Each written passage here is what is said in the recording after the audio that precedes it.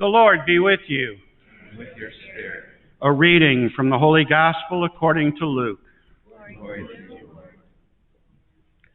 Jesus said to his disciples, "To you who hear I say, love your enemies, do good to those who hate you, bless those who curse you, pray for those who mistreat you. To the person who strikes you on one cheek, offer the other one as well. And from the person who takes your cloak, do not withhold even your tunic. Give to everyone who asks of you, and from the one who takes what is yours, do not demand it back. Do to others as you would have them do to you. For if you love those who love you, what credit is that for you? Even sinners love those who love them. And if you do good to those who do good to you, what credit is that to you? Even sinners do the same. If you lend money to those whom you expect repayment, what credit is that to you? Even sinners lend to sinners and get back the same amount. But rather, love your enemies and do good to them and lend expecting nothing back. Then your reward will be great, and you will be children of the Most High, for he himself is kind to the ungrateful and the wicked. Be merciful, just as your Father is merciful. Stop judging, and you will not be judged. Stop condemning, and you will not be condemned. Forgive, and you will be forgiven. Give, and gifts will be given to you. A good measure, packed together, shaken down, and overflowing will be poured into your lap. For the measure with which you measure will in return be measured out to you." The Gospel of the Lord. Praise to you, Lord Jesus Christ.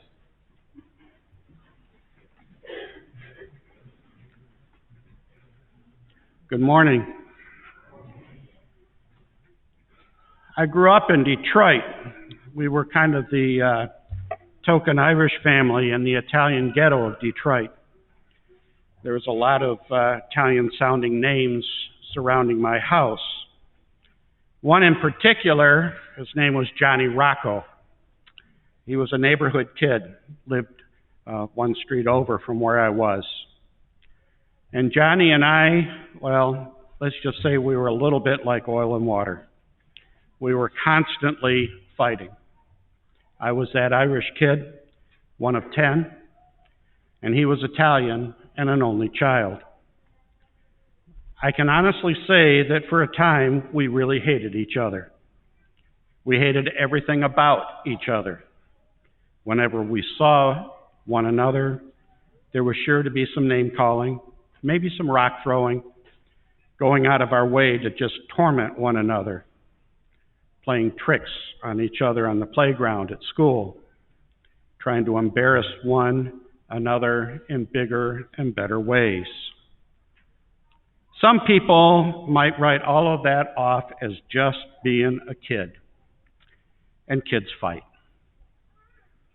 But that kind of dislike over time, it can harden our hearts or fester like an infected sore within us. It can strengthen a habit of striking out against others, and eventually it becomes a method of coping. And it releases a poison into our system. It settles in our heart, and the heart can become cold and hard over the years, shriveled up in its capacity to love. That kind of heart, it can't be the heart of a disciple of Christ.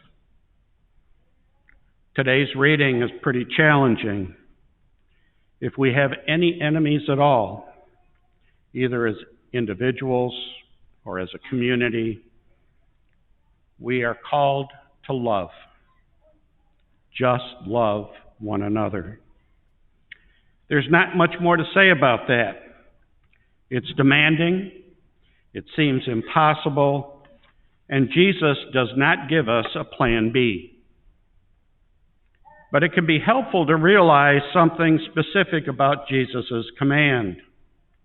It doesn't speak about transforming an enemy into a friend. It says to love your enemy, precisely as your enemy. You're to love one another, and you're to love the one who hates you. So how does that really work? It's pretty tough. It means that one must do good, pray for, and even bless that person. It means that we need to adopt what is called a logic of redemption, a logic of nonviolence. So consider for a minute how violence works. I go back and I think about Johnny Rocco and myself. I push. He pushes back and maybe shoves a little bit harder. I hit and he strikes back. I smash and he'd crush. And it becomes a self-feeding cycle. In 2000, the year 2000, there was a movie called 13 Days. It starred Kevin Costner and Kenneth O'Donnell as Kenneth O'Donnell and Bruce Greenwood as President Kennedy. It was about the 1962 Cuban Missile Crisis. At one point, President Kennedy talks to his advisor and he says, "If we go in, they will shoot. Then we will shoot back. Then they fire their missiles. Then we retaliate. Then Russia comes in here and into other places of the world, and all of us are on the way to a Holocaust." That's the logic of violence. But Jesus offers us up that logic of redemption. The cycle of violence and destruction are only brought to an end by those who refuse to participate, by those who will not return evil for evil. Violence will only end with people who are willing to absorb the impact of the blow so that it stops there and then, so it doesn't go any further. Dr. Martin Luther King probably said it best when he says, "Darkness cannot drive out darkness. Only light can do that. Hate cannot drive out hate. Only love can do that." The energy of love can transform both the lover and the beloved, even when the beloved is an enemy. And that will only happen when the gospel of Jesus Christ takes root in our hearts. When we recognize that in addition to all of our accomplishments, in addition to our ability to travel to the moon and beyond, in addition, we have only the capacity to be the dwelling place of God's Spirit, to be an instrument of that Spirit in the world, an instrument of peace. Does that mean that there's no room for hate? No. There's a lot of things that we can hate.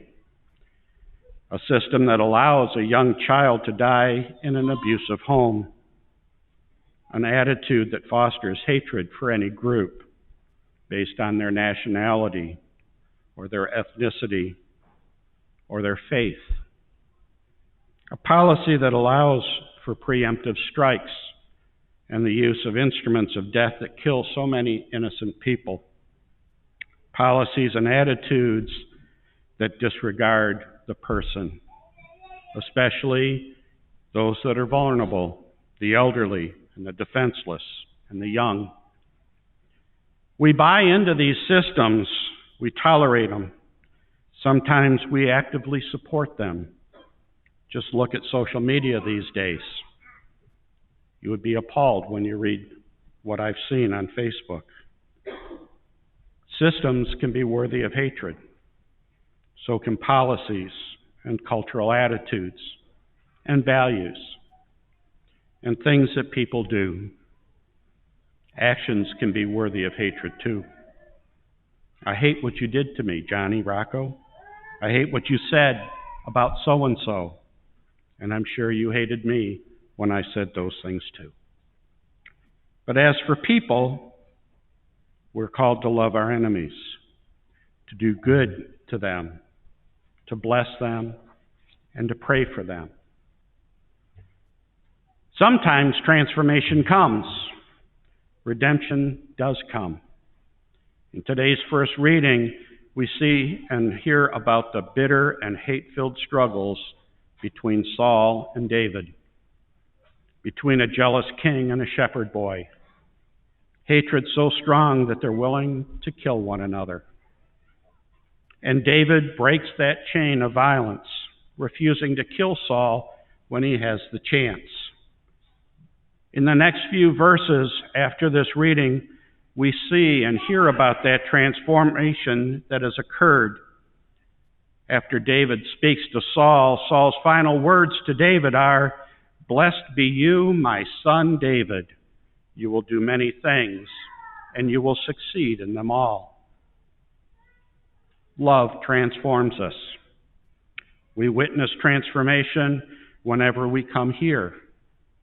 Bread and wine are changed into the body and blood of Christ. That's God's love poured into us. Today's reading asks us to be transformed too, to drive out darkness, but with light, to drive out hate with love. May it be said of us as disciples of Jesus, as a people who eat at the table and drink from the cup, blessed may we be. May we do many things and succeed in them, but for the kingdom of God. May we grow in love for each other and for all of the others, especially our enemies.